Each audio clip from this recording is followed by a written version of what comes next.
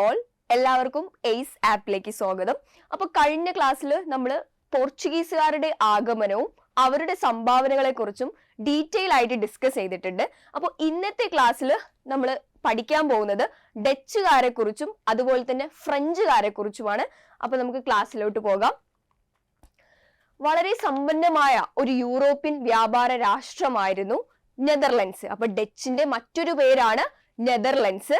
അതുപോലെ തന്നെ പോർച്ചുഗീസുകാർ കഴിഞ്ഞാൽ രണ്ടാമതായിട്ട് ഇന്ത്യയിലേക്ക് എത്തിയിട്ടുള്ള യൂറോപ്യൻ രാജ്യക്കാരാണ് ഈ ഡച്ചുകാർ എന്ന് പറയുന്നത്. കേരള ചരിത്രം എന്ന പുസ്തകത്തിൽ കൃത്യമായിട്ട് ഇത് മെൻഷൻ ചെയ്തിട്ടുണ്ട്.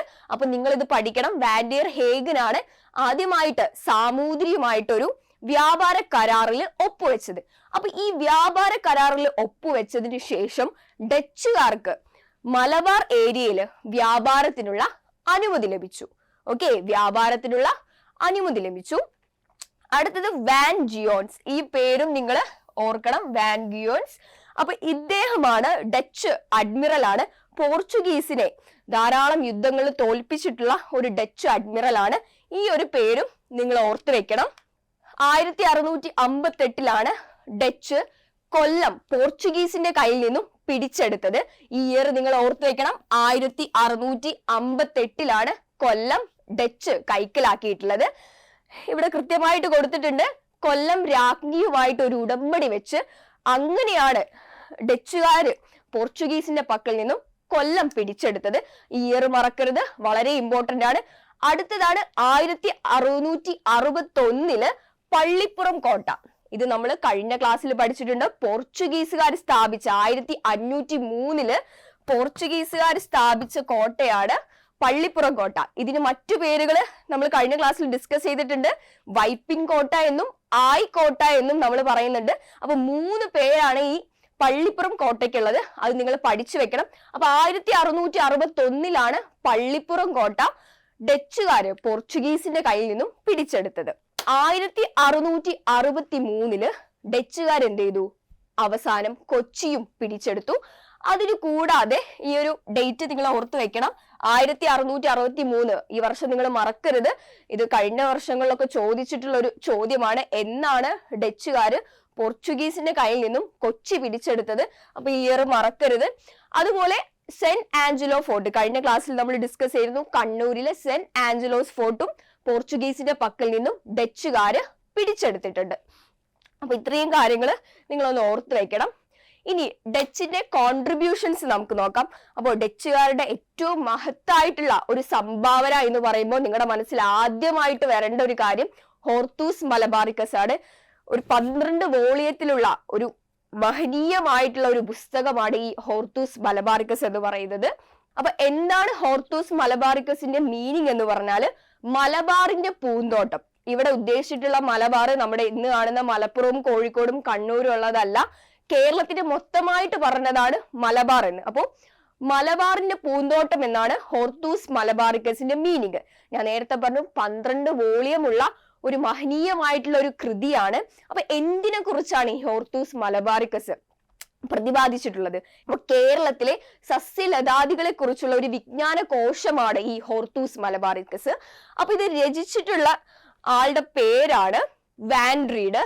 പേര് മറക്കരുത്, ഈ സ്ലൈഡിൽ ഇവിടെ മെൻഷൻ ചെയ്തിട്ടുണ്ട്. ഹെൻറി വാൻഡ്രീഡ് ആണ് ഈ ഹോർത്തൂസ് മലബാറിക്കസ് രചിച്ചിട്ടുള്ളത്.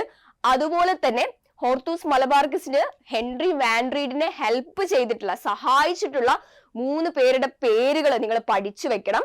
അപ്പൊ ആയുർവേദ പണ്ഡിതരായിട്ടുള്ള ഇട്ടി അച്യുതൻ, രംഗഭട്ട്, വിനായക ഭട്ട്, അപ്പുഭട്ട്, ഈ ഒരു 4 പേരുടെ പേര് നിങ്ങൾ ഓർക്കണം. ഇട്ടി അച്യുതനാണ് ഏറ്റവും പ്രധാനപ്പെട്ട ഹെൽപ്പ് ചെയ്തിട്ടുള്ള ആയുർവേദ പണ്ഡിതൻ. അതുപോലെ തന്നെ രംഗഭട്ട്, വിനായക ഭട്ട്, അപ്പുഭട്ട്, ഇവരെ നിങ്ങൾ ഓർത്തു വെക്കണം, മറക്കരുത്. അതിന്റെ ഇംഗ്ലീഷ് ഇവിടെ കൊടുത്തിട്ടുണ്ട്. രംഗഭട്ട്, അപ്പുഭട്ട്, വിനായക ഭട്ട്. അതുപോലെ തന്നെ കാർമിക സന്യാസിയായിട്ടുള്ള ജോൺ മാത്യു, ഇദ്ദേഹമാണ് ചിത്രങ്ങളെല്ലാം, ഈ സസ്യങ്ങളുടെ ചിത്രങ്ങളെല്ലാം വരച്ചത് എന്ന് പറയപ്പെടുന്നു. അപ്പൊ ഈ ഒരു പേരുകൾ നിങ്ങൾ ഓർത്തു വെക്കണം. 740ഓളം മെഡിക്കൽ പ്ലാൻസ് ഇതിൽ മെൻഷൻ ചെയ്തിട്ടുണ്ട്. അതുപോലെ തന്നെ കേരളത്തിലല്ല ഇത് പ്രസിദ്ധീകരിച്ചിട്ടുള്ളത്. ഇത് പ്രസിദ്ധീകരിച്ചിട്ടുള്ളത് ആംസ്റ്റർഡാമിൽ വെച്ചിട്ടാണ്. ഇത് ഇമ്പോർട്ടന്റ് ആയിട്ടുള്ള ഒരു കാര്യമാണ്, നിങ്ങൾ മറക്കരുത്. ആംസ്റ്റർഡാമിൽ വെച്ചിട്ടാണ് ഇത് പ്രസിദ്ധീകരിച്ചത്. അതുപോലെ ഇയറും മറക്കരുത്, 1678 ഹോർത്തൂസ് മലബാറിക്കസ് ആംസ്റ്റർഡാമിൽ വെച്ച് പ്രസിദ്ധീകരിക്കപ്പെട്ടത്. ഇത്രയും കാര്യങ്ങൾ നിങ്ങൾ ഓർക്കണം. അപ്പൊ ഹോർത്തൂസ് മലബാറിക്കസ് എന്ന് പറയുമ്പോൾ തന്നെ നിങ്ങളുടെ മൈൻഡിൽ വരേണ്ടത് ആരാണ് ഇത് രചിച്ചത്, എവിടെ വെച്ചാണ്, അതുപോലെ തന്നെ ആ ഇയർ, ആരൊക്കെ സഹായിച്ചു, എന്താണ് ഈ ഹോർത്തൂസ് മലബാറിക്കസിലെ കോണ്ടന്റ്, ഇതെല്ലാം നിങ്ങൾ ഓർത്ത് വെക്കണം. എപ്പോഴും PSC ചോദിക്കുന്ന ഒരു ഏരിയ ആണിത്. അതുപോലെ തന്നെ ആദ്യമായിട്ട് പ്രിന്റ് ചെയ്ത വേർഡ് എന്ന് പറയുന്നത് തെങ്ങാണ്. അപ്പൊ അവസാനമായിട്ട് ഈ പുസ്തകത്തിൽ പ്രിന്റ് ചെയ്തിട്ടുള്ള വേർഡ് ആൽമരമാണ്. ഇതൊന്ന് ജസ്റ്റ് നിങ്ങളൊന്ന് മനസ്സിൽ വെച്ചാൽ മതി, ചിലപ്പോൾ ചോദിക്കാനും ചാൻസ് ഉണ്ട്. അപ്പൊ തെങ്ങാണ് ആദ്യമായിട്ട് ഇവര് പ്രിന്റ് ചെയ്തിട്ടുള്ള വേർഡ്, അതുപോലെ ആൽമരം അവസാനമായിട്ട് പ്രിന്റ് ചെയ്തിട്ടുള്ള വേർഡ്. ഇനി വളരെ ഇമ്പോർട്ടന്റ് ആണ്, ഇത് ഇംഗ്ലീഷിലോട്ടും മലയാളത്തിലോട്ടും വിവർത്തനം ചെയ്തത്, ട്രാൻസ്ലേറ്റ് ചെയ്ത ആളുടെ പേരാണ് KS മണിലാൽ. ഇത് മറക്കരുത്, KS മണിലാലാണ് ഇത് മലയാളത്തിലും ഇംഗ്ലീഷിലും വിവർത്തനം ചെയ്തത്. അപ്പൊ ഇത്രയും കാര്യങ്ങളാണ് നിങ്ങൾ ഹോർത്തൂസ് മലബാറിക്കസിൽ ഓർത്ത് വെക്കേണ്ടത്. ഇനി അടുത്ത ഇമ്പോർട്ടന്റ് ആയിട്ടുള്ള ഒരു ഏരിയ ആണ് ബാറ്റിൽ ഓഫ് കുളച്ചൽ, കുളച്ചൽ യുദ്ധം. അപ്പൊ 1741 ഓഗസ്റ്റ് 10 കുളച്ചൽ യുദ്ധം. ഡച്ചുകാരും മാർത്താണ്ഡവർമ്മയും തമ്മിൽ നടന്നിട്ടുള്ള യുദ്ധമാണ് കുളച്ചൽ യുദ്ധം. PSC ഒരു 100ഓളം എക്സാംസിൽ ഓൾറെഡി ചോദിച്ചതാണ് ഈ ഒരു ഇയർ. അതുപോലെ തന്നെ ആരാണ് കുളച്ചൽ യുദ്ധത്തിൽ ഡച്ചുകാരെ പരാജയപ്പെടുത്തിയ രാജാവിന്റെ പേരും നിങ്ങൾ ഒരിക്കലും മറന്നു പോരുത്. കാരണം 1741 ഇങ്ങനെ ഓർത്താൽ മതി. 1741. അതുപോലെ തന്നെ വേണമെങ്കിൽ മാസവും ദിവസവും ചോദിക്കാൻ ചാൻസ് ഉണ്ട്, അതും കൂടി നിങ്ങൾ പഠിച്ചു വെക്കണം. ഓഗസ്റ്റ് 10 1741. ഇപ്പൊ തന്നെ പഠിച്ചോ, മറക്കരുത് ഈ ഒരു ഡേറ്റും അതുപോലെ തന്നെ ഈ ഒരു മാസവും. അപ്പോ എന്താണ് ഈ കുളച്ചൽ യുദ്ധം നടക്കാനുള്ള ഒരു റീസൺ എന്ന് പറഞ്ഞാല്, ഡച്ചുകാരെ പോർച്ചുഗീസുകാരെ പോലെ തന്നെ മറ്റു യൂറോപ്യൻ രാജ്യങ്ങളെ പോലെ തന്നെ വ്യാപാര ബന്ധത്തിൽ ഇവരുടെ ഏകാധിപത്യം സ്ഥാപിക്കാൻ തുടങ്ങി. അതുപോലെ തന്നെ നമുക്ക് എല്ലാവർക്കും അറിയാം, തിരുവിതാംകൂർ രാജാവായിട്ടുള്ള മാർത്താണ്ഡവർമ്മ മറ്റു രാജ്യങ്ങളെ എല്ലാം കൂട്ടുപിടിച്ച് അതുപോലെ തന്നെ അവരെ കീഴടക്കിക്കൊണ്ട് ഒരു ഏകീകൃത തിരുവിതാംകൂർ രൂപീകരിക്കാൻ ശ്രമിച്ച കാര്യമൊക്കെ പിന്നീട് അത് വിജയിക്കുകയും ചെയ്തു. അപ്പൊ ഡച്ച് സപ്പോർട്ട് ചെയ്തിട്ടുള്ള കുറെ നാട്ടുരാജ്യങ്ങളെ മാർത്താണ്ഡവർമ്മ എന്തു ചെയ്തു? കീഴടക്കി. ഇത് ഒബ്വിയസ്ലി ഡച്ചിന് പിടിച്ചില്ല.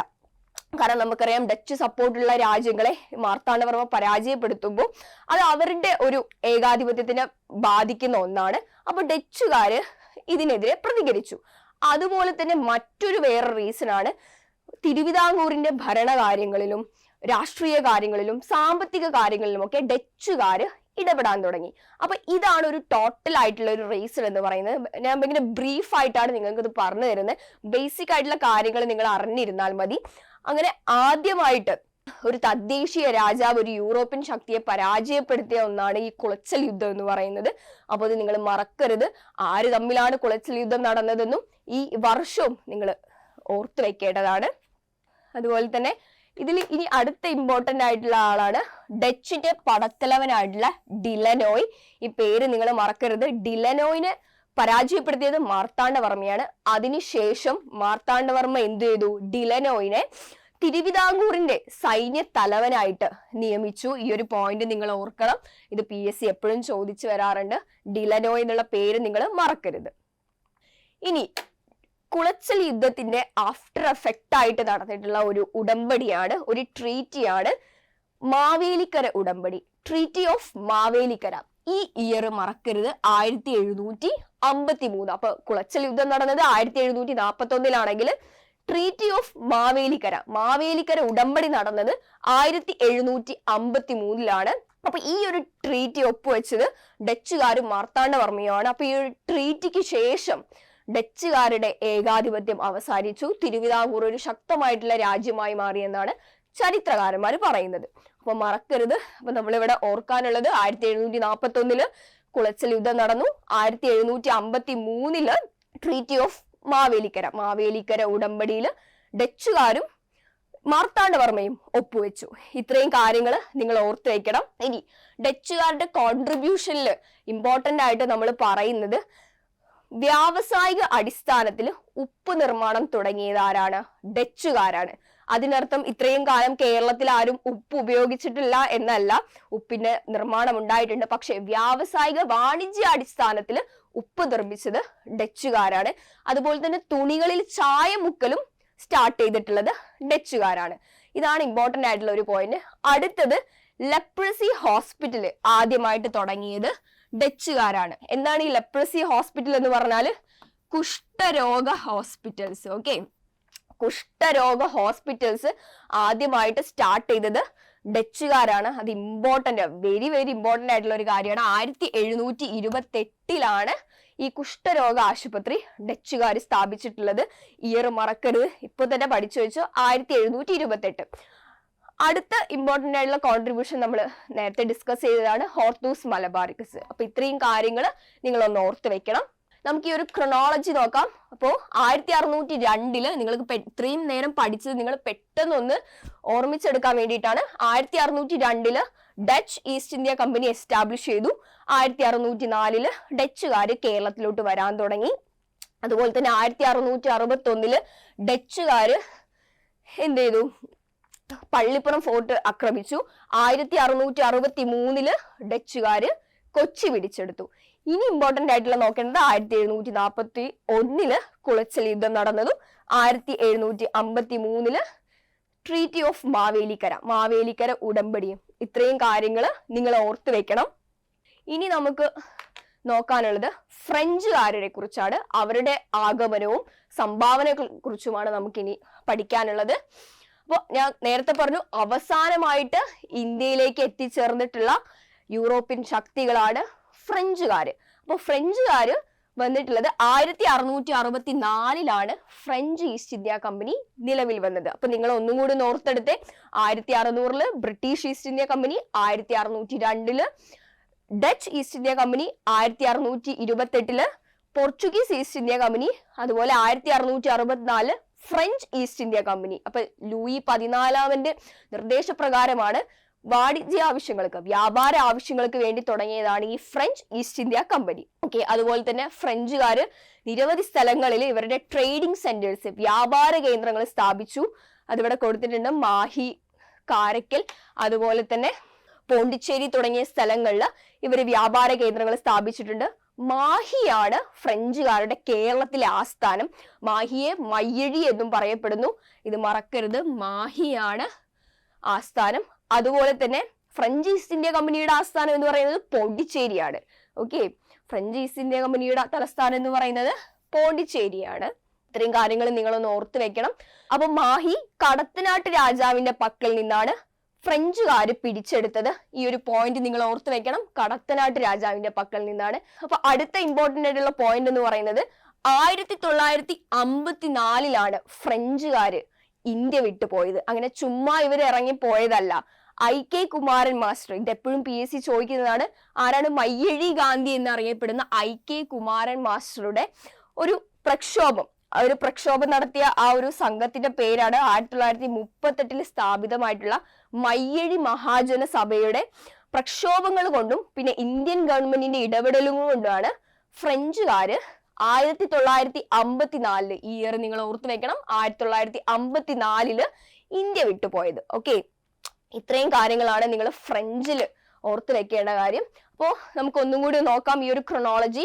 1664 French east India company establish ചെയ്തു.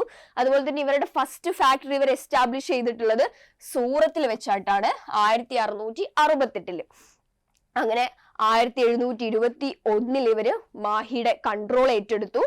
അതുപോലെ തന്നെ 1742 ഫ്രാങ്കോയിസ് ഡുപ്ലെക്സ് എന്ന് പറയുന്നത് പ്രഗത്ഭനായിട്ടുള്ള ഒരു അഡ്മിറൽ ആണ് ഫ്രഞ്ചുകാരുടെ. അപ്പൊ പോണ്ടിച്ചേരിയുടെ ഗവർണറായി അദ്ദേഹം 1746 ഇമ്പോർട്ടന്റ് ആണ്.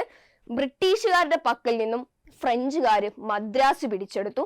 പിന്നെ 1748 മദ്രാസ് ബ്രിട്ടീഷുകാർക്ക് തന്നെ ധാരാളം ഉടമ്പടികൾ മൂലം ഇത് തിരിച്ചു കൊടുക്കേണ്ടി വന്നു. അതുപോലെ തന്നെ നിങ്ങൾ ഓർക്കണം, ഞാനിത് വിട്ടുപോയതാണ്, 1674 പോണ്ടിച്ചേരി ഇവരുടെ ആസ്ഥാനമാക്കി മാറ്റിയത്. ഫ്രാങ്കോയിസ് മാർട്ടിനാണ് പോണ്ടിച്ചേരിയുടെ സ്ഥാപകൻ എന്ന് പറയുന്നത്. ഇപ്പൊ ഫ്രാങ്കോയിസ് മാർട്ടിനാണ് പോണ്ടിച്ചേരി തലസ്ഥാനമാക്കിയത് 1674. ഇനി നിങ്ങൾ ഓർത്തിരിക്കേണ്ട ഒരു കാര്യമാണ്, 1746 മുതൽ 1763 തൊട്ട് കർണാട്ടിക് യുദ്ധങ്ങള്, ബ്രിട്ടീഷുകാരും ഫ്രഞ്ചുകാരും തമ്മിലുള്ള യുദ്ധങ്ങളാണ് ഈ കർണാട്ടിക് വാൾസ് എന്ന് പറയുന്നത്. ഇത് നമ്മൾ ഇന്ത്യൻ ഹിസ്റ്ററിയിൽ കൂടുതലായിട്ട് ഡിസ്കസ് ചെയ്യുന്നതാണ്. അതുപോലെ തന്നെ അവസാനം 1761 ബ്രിട്ടീഷുകാര് പോണ്ടിച്ചേരി പിടിച്ചെടുത്തതോടുകൂടി ഫ്രഞ്ചുകാരുടെ ആധിപത്യം അവിടെ അവസാനിക്കുകയാണ്. അപ്പൊ ഇത്രയും കാര്യങ്ങളാണ് നിങ്ങൾ ഡച്ചുകാരെ കുറിച്ചും അതുപോലെ തന്നെ ഫ്രഞ്ചുകാരെ കുറിച്ചും പഠിക്കേണ്ടത്. ഇനി അടുത്ത ക്ലാസ്സിൽ നമ്മൾ ബ്രിട്ടീഷുകാരെ കുറിച്ചും അവരുടെ കോൺട്രിബ്യൂഷനും ബ്രിട്ടീഷ് ഈസ്റ്റ് ഇന്ത്യ കമ്പനിയെ കുറിച്ചും ഡീറ്റെയിൽ ആയിട്ട് പറയുന്നതാണ്. Thank you.